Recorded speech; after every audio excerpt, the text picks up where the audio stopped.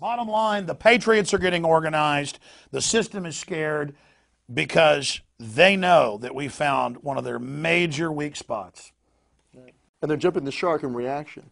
Whenever they start labeling someone who is simply growing a pot plant in their backyard as an enemy, or labeling von Nothaus, who simply had sound money in his pocket, as a terrorist. Things like this, labeling veterans, returning veterans, as suspected terrorists. It lets everybody know we were right. This whole Patriot Act's for us. This is a tyranny.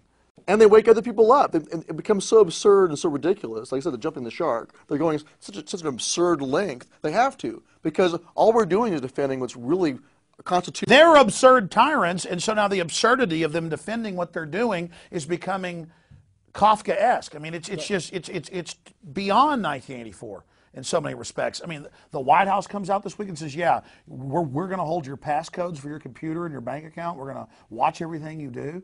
And even mainstream media universally said this is absolute police state.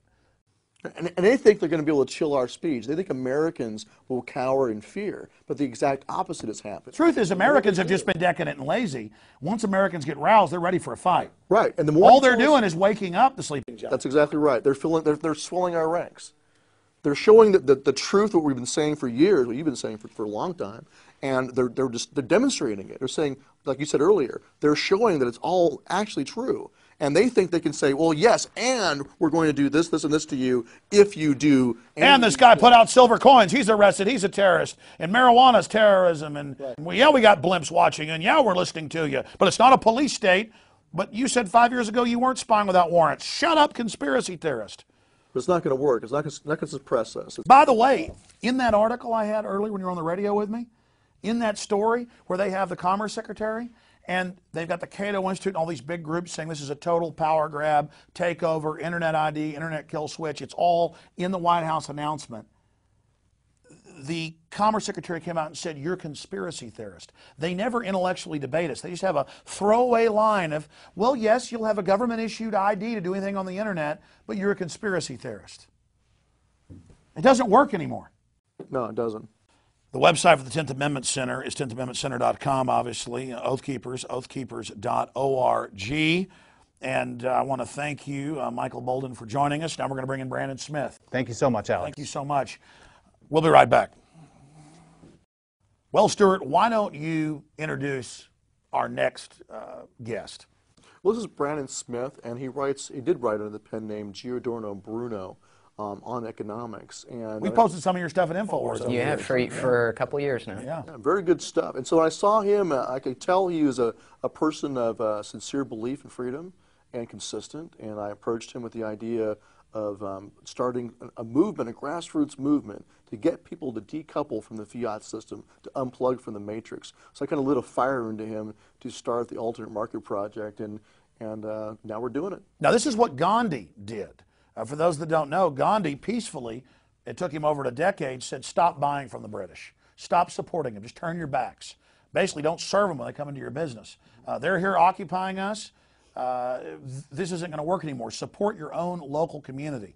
And this idea is really scaring the system. So before we get into his decentralized model, let's talk about what happened to Bernard von Nothaus, because they're now calling this guy who for 13 years put out a competing currency, was not counterfeit, and they're saying that it was counterfeit, and they found a moronic federal handpicked jury to convict him. So both of you break that down, and let's go through your alternative model that you cover at alt-market.com.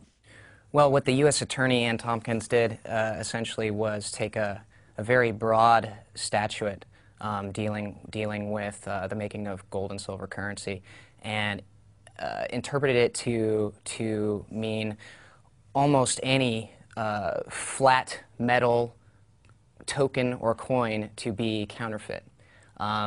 Nothaus made a few mistakes, I think.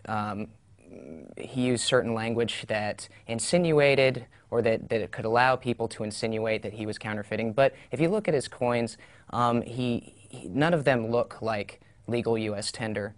Well, he was also attacking the Federal Reserve and openly saying we need to have alternative currencies. And he was going further. He initiated a lawsuit against the federal government. right before, ironically, that they raided raided Liberty Dollar and took all his. But the only thing he did on his coins is he used the term dollar, and he used the dollar sign. And I've seen that on casino chips for decades in Las Vegas. And so really what they did is they took a vague federal statute that used to be used to go after real counterfeiters, and now they're going after him for what you just said, because they don't like what he's doing, because he's giving people an alternative of using real money. That's the real threat. Well, plus people are counterfeiting the counterfeit Federal Reserve notes. Itself a counterfeit item. That's the big joke here. And so it's not like people are out there counterfeiting silver and gold coins. Right. I mean, this is insane. But let's continue with them saying he's a special type of terrorist. This sets an amazing precedent. Right, right. They actually, in the post-trial statement from Ann Tompkins, she says, attempts to undermine the legitimate currency of this country are simply a unique form of domestic terrorism. While these forms of anti-government activities do not involve violence, they are every bit as insidious and represent a clear and present danger to the economic stability of this country.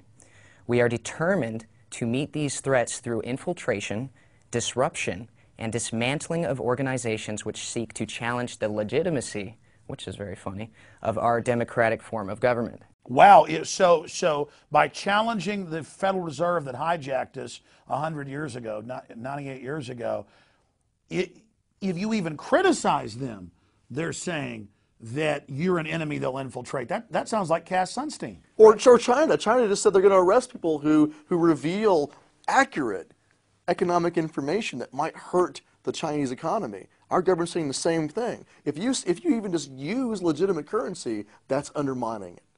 Right, and the Nonhas case was, not about counterfeiting at all. It's really about people using sound money in their communities and in their states. That competes with the fraudulent Federal Reserve system that's going the way of the Weimar Republic. I want to give you both the floor now to break this down, and we've only got about 8 minutes left, and to go over your alternative that's completely decentralized and that this Death Star system can't stop. Well, Alex, what we're doing with Operation Sleeping Giant is telling veterans they have to focus on 4 key areas. And with Brandon and I, with Alternate Market also, which is his effort, is take the same thing, the same message. There are 4 critical things that must be in place for us to survive an economic collapse and be free. And the first one is you've got to have food security, you've got to have emergency communications, and also emergency medical and other preparedness. Because food's the hardest thing to improvise. But the second thing you got to have in a hierarchy of needs is physical security. We're talking neighborhood watches and sheriff's posses and a revitalization of a real county militia. You've got to have your own state security, so you don't need outside intervention from the feds. And the third one is economic security, which is Brandon's going to cover here next. You've got to have the ability to barter and trade with each other. And the fourth one is state sovereignty. That's why I'm part of the Nullify Now tour, and we just spoke together here in Austin at the Nullify Now event here. And so those are all critical things, but I'll let Brandon talk about the Alternate Market Project and that one particular prong. Well, the bottom line is if communities don't take back their commerce, they're going to be completely dependent on the Federal Reserve and the dollar. Right now we're seeing an extreme devaluation of the dollar. We're seeing inflation. Most commodities have doubled in the past 2 years. If communities remain hooked to the dollar, they're going to be desperate, and they're going to go along with anything that the federal government says when the final collapse occurs. So what we are proposing is that communities take back their commerce. They institute local barter networks and trade. Along with that would come sound money, and at the state level, sound money legislation.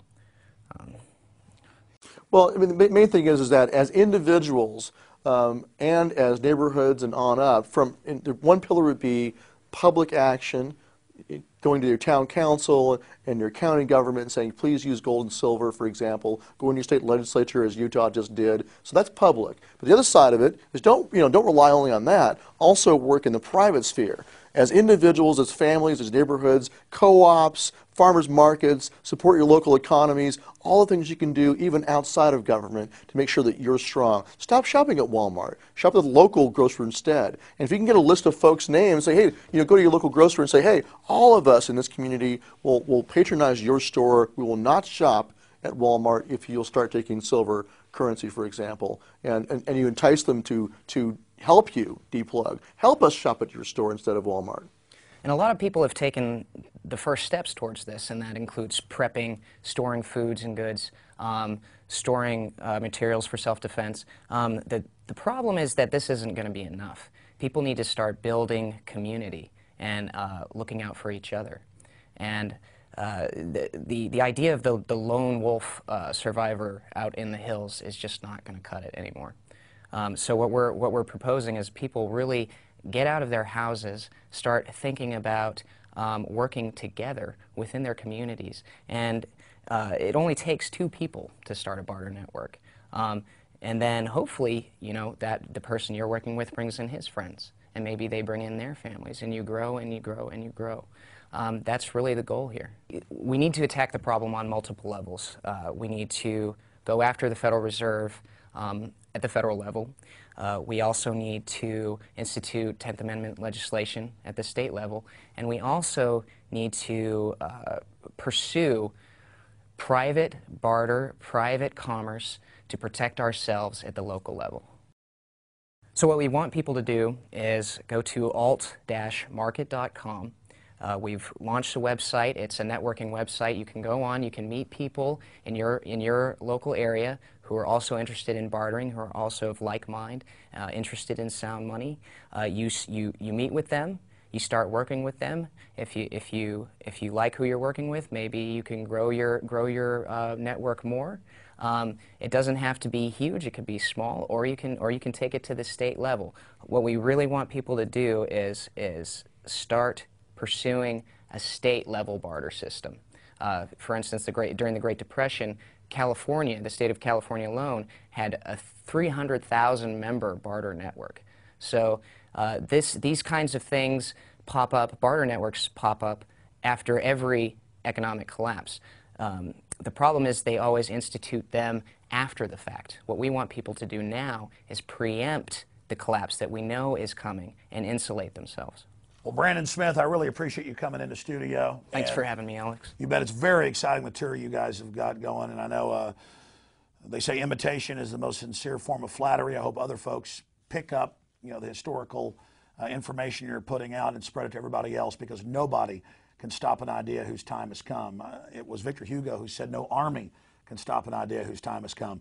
Folks, again, thank you for watching. I hope you get this information out to everybody. This information can save America, save the Republic, and defeat these globalists. It's time to defeat them. Ideas are bulletproof.